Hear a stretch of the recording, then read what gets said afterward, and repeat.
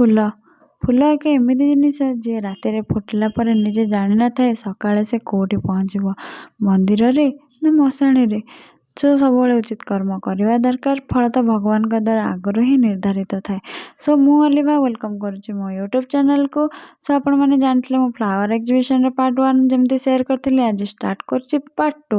Show ବୁଲୁ ବୁଲୁ ଆମେ ପହଞ୍ଚି ଯାଇଥିଲୁ ଗୋଟେ ଷ୍ଟୋରରେ, ଯେଉଁଠିକି ଜାପାନୀ ଭାଇ ଓ ଭଉଣୀମାନେ ଅର୍ଚିଡ୍ ଫ୍ଲାୱାରକୁ ନେଇକି ବହୁତ ସାରା ଡେକୋରେଟ୍ ଜିନିଷ ବନେଇଥିଲେ, ଯେମିତି earrings, keyrings, paper weight, bowl and home ଡେକୋରେଟ୍ର ବହୁତ ସାରା ଜିନିଷ ବହୁତ ସୁନ୍ଦର ଲାଗିଥିଲା। ଆଣ୍ଡ ଆମେ ଟିକେ ଆଗକୁ ଗଲୁ ଆଣ୍ଡ ଷ୍ଟଲ୍ ଦେଖିଥିଲୁ। ସୋ ଷ୍ଟଲ୍ରେ ପଡ଼ିଥିଲା ଯେମିତିକି ଗଛ ଚାରା, ମଞ୍ଜି ଆଣ୍ଡ ବହୁତ ପ୍ରକାର ଫଳ ଗଛ ଆଣ୍ଡ ଫୁଲ ବି ଗଛ। ତା ଭିତରେ ପୁଣି ଗଛର ସାର ଆରମ୍ଭ କରିକିରି ଗଛ ଲଗାଇବାର ଜାଗା ମାନେ ପଟ୍, ବଡ଼ ସାନଠୁ ଆରମ୍ଭ କରିକି ସବୁ ପ୍ରକାର ଜିନିଷ ବିକ୍ରି ହେଉଥିଲା।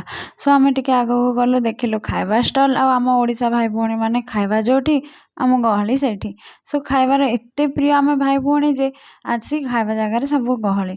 ସୋ ବହୁତ ସାରା ଜିନିଷ ସେଠି ଖାଇବାର ଭେଜ୍ ନନ୍ଭେଜ୍ରେ ମିଳୁଥିଲା। ଆଣ୍ଡ ଟଙ୍କ ତୋରାଣୀ, ଆମର ପୁରୀ ପ୍ରସିଦ୍ଧ ଟଙ୍କ ତୋରାଣୀ ମଧ୍ୟ ମିଳିଥିଲା ସେଠି। ତ ସେଠୁ ଆମେ ଟିକେ ପିଇ ଦେଇକିରି ଚାଲିଲୁ ଆଗକୁ ଯିବା, ଦେଖିବା ଗୋଟେ ବଢ଼ିଆ ନର୍ସରୀ, ବହୁତ ବଡ଼ ନର୍ସରୀ। ସୋ ସେଇଠି ମୋତେ ଯିବା ପାଇଁ ଟାଇମ୍ ହେଲାନି, ଯେହେତୁ ମୋତେ ଡ୍ୟୁଟି ଟାଇମ୍କୁ ଲେଟ୍ ହେଇଯିବ। ସୋ ସେଇଠୁ ଟିକେ ବୁଲି ଦେଇ ବାହାରୁ ଆମେ ଚାଲିଲୁ ଆଗକୁ। ସୋ ଚାଲନ୍ତୁ ଆପଣଙ୍କ ସହିତ ଗୋଟେ ବଢ଼ିଆ ଜିନିଷ ସେୟାର କରୁଛି, ଯେଉଁଟାକି ବଟରଫ୍ଲାଏ ଗେଟ୍। ସୋ ହୋଲ୍ ଏକ୍ଜିବିସନରେ ମେ ବି ଏଇ ଜାଗାଟା ସମସ୍ତଙ୍କୁ ଆଟ୍ରାକ୍ଟିଭ୍ କରିଥିଲା। ଆଣ୍ଡ ଏଇ ଜାଗାରେ ସମସ୍ତେ ଆସିକି ଟିକେ ଫଟୋ ଉଠେଇଥିଲେ ଆଣ୍ଡ ଲାଇଟ୍ ବି ମସ୍ତ ଲଗେଇଥିଲେ। ସୋ ଆଟ୍ରାକ୍ଟିଭ୍ ଲାଗୁଥିଲା ସେ ଜାଗାଟା।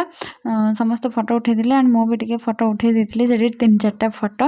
ସୋ ସେଇଠୁ ଆମେ ବାହାରି ଗଲୁ ଆଗକୁ ଯାଇକି ଦେଖିବା କେତେ ପ୍ରକାର ଆମର ଆସିଥିଲେ ସବୁ। ଫ୍ଲାୱାର ଏକ୍ଜିବିସନରେ ପ୍ରାଇସ୍ କମ୍ପିଟିସନ୍ ମଧ୍ୟ ହେଇଥିଲା। ସୋ ଏଠି ଦେଖିପାରୁଥିବେ କେମିତି ହାର୍ଟ ସେପ୍ର ଗୋଟେ ଫ୍ଲାୱାର ସେମାନେ ବନେଇଛନ୍ତି। ଆଣ୍ଡ ଆଗକୁ ଗଲେ ଦେଖିବେ ଆମର ବହୁତ ସାରା କମ୍ପାନୀ ଆଣ୍ଡ ଅର୍ଗାନାଇଜେସନର ମଧ୍ୟ ବହୁତ ସାରା ତାଙ୍କର କମ୍ପିଟିସନ୍ ହେଇଥିଲା। ଏଇଠି ଗୋଟେ ଜଗନ୍ନାଥଙ୍କ ଉପରେ ନେଇକିରି ରଥଯାତ୍ରାର ଡେକୋରେଟ୍ ଥିମ୍ ବନେଇଥିଲେ। ଆଣ୍ଡ ଏଇଠି ଗୋଟେ ହାର୍ଟ ସେପ୍ର ଗୋଟେ ଫ୍ଲାୱାର ବି ଡେକୋରେଟ୍ କରାହେଇଥିଲା। ଆଣ୍ଡ ବହୁତ ସାରା ଫୁଲରେ ବହୁତ ପ୍ରକାର ଜିନିଷ ବନାଇଥିଲେ ଆଣ୍ଡ ସଜେଇଥିଲେ। ତ ଦେଖିବାକୁ ବହୁତ ସୁନ୍ଦର ଲାଗୁଥିଲା। ଆଣ୍ଡ ଇଏ ହେଉଛି କିଟ୍ର, ଯେଉଁଟାକି ଫାର୍ଷ୍ଟ ପ୍ରାଇଜ୍ ପାଇଥିଲା ଏକ୍ଜିବିସନରେ ଫୁଲର ସଜେଇବାରେ। ସୋ ଆପଣମାନେ ନିଶ୍ଚିତ ଆସନ୍ତୁ ଆଣ୍ଡ ଦେଖିକି ଯାଆନ୍ତୁ। ଆଉ ଆମେ ଦେଖିଥିଲୁ ଆମେ ବହୁତ ସାରା ପ୍ରୋଜେକ୍ଟ ଆଣ୍ଡ ବହୁତ କମ୍ପାନୀରୁ ମଧ୍ୟ ଆସିଥିଲା। ପ୍ରୋଜେକ୍ଟ ଗୁଡ଼ିକ ବହୁତ ସୁନ୍ଦର ଲାଗୁଥିଲା। ଆଣ୍ଡ ସବୁଠୁ ସୁନ୍ଦର ଲାଗୁଥିଲା ମୋତେ ଏଠି ଗୋଟେ ପ୍ରୋଜେକ୍ଟ ଅଛି, ଦେଖିପାରୁଥିବେ ବଢ଼ିଆ ବାଉଣ୍ଡ୍ରିରେ ବନା ହେଇଛି। ସୋ ଦେଖନ୍ତୁ ଆପଣମାନେ ଗୋଟେ ଘର, କେତେ ସୁନ୍ଦର ଛୋଟ ଘର ସହିତ ବାଉଣ୍ଡ୍ରି କେମିତି ବୁଲିଛି।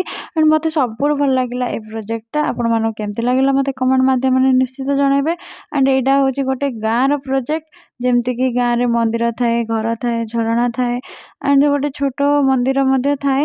ଆଣ୍ଡ ଏସବୁ ଦେଖିକିରି ମୁଁ ବସ୍ ଟାଇମ୍ ହେଇଗଲା ଆଣ୍ଡ ମୁଁ ଆସିକି ବସ୍ରେ ବସିଗଲି ଆଣ୍ଡ ମୁଁ ଚାଲିଲି ହସ୍ପିଟାଲ। ଯଦି ଭିଡ଼ିଓଟି ଭଲ ଲାଗିଛି ଲାଇକ୍, ସେୟାର, ସବସ୍କ୍ରାଇବ୍ କରିବାକୁ ଜମା ଭୁଲିବେନି। Thank you.